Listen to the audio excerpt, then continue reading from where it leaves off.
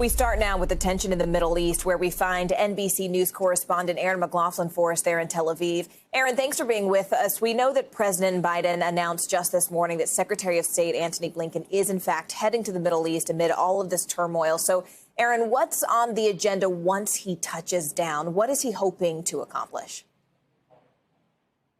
Well, the primary agenda of the Secretary of State remains twofold. First, to make sure the ceasefire is strengthened and holds, and then also to make sure that aid gets to Gaza. Gaza is facing a humanitarian crisis right now with a crumbling health system, tens of thousands of Palestinians without homes. It is a desperate situation, and it's one that the Secretary of State plans to address on this visit. Take a listen.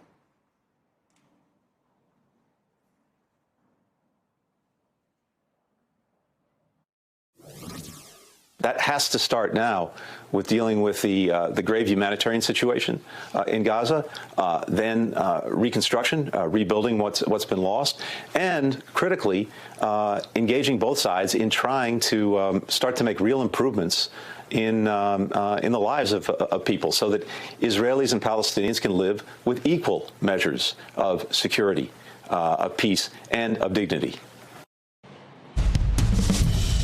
Now, a potentially complicating factor in getting that badly needed aid to Gaza is, of course, Hamas. Hamas remains the primary power there, political power there in Gaza. And there are some concerns about getting aid to that area will then simply go to Hamas, will simply use it to rearm itself. A senior State Department official earlier today in a briefing was asked about that, acknowledging that is, in fact, a concern, saying that the United States is going to be working with the United Nations as well as the Palestinian Authority in Ramallah to try and make sure that does not happen, but noting that there are no guarantees. And Erin, just before we let you go, the ceasefire does appear to be holding for the time being, but both Israel and Hamas, as you mentioned earlier, are claiming victory. So what are both sides saying right now?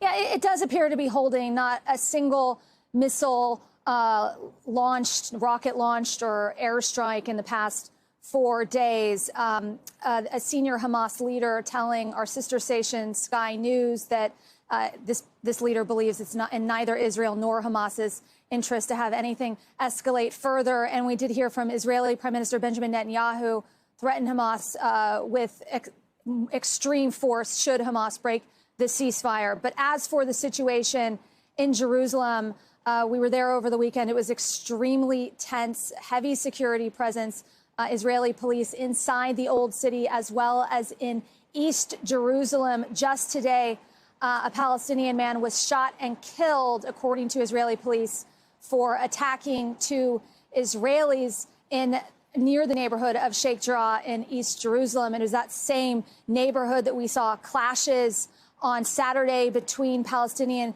protesters and police. And on Friday, we saw clashes unfolding at the Al-Aqsa compound itself. So the situation is fragile and tense. Speaking to both Israelis and Palestinians, you definitely get the sense that both sides are bracing for the possibility of more violence. Hey, NBC News viewers, thanks for checking out our YouTube channel. Subscribe by clicking on that button down here, and click on any of the videos over here to watch the latest interviews, show highlights, and digital exclusives. Thanks for watching.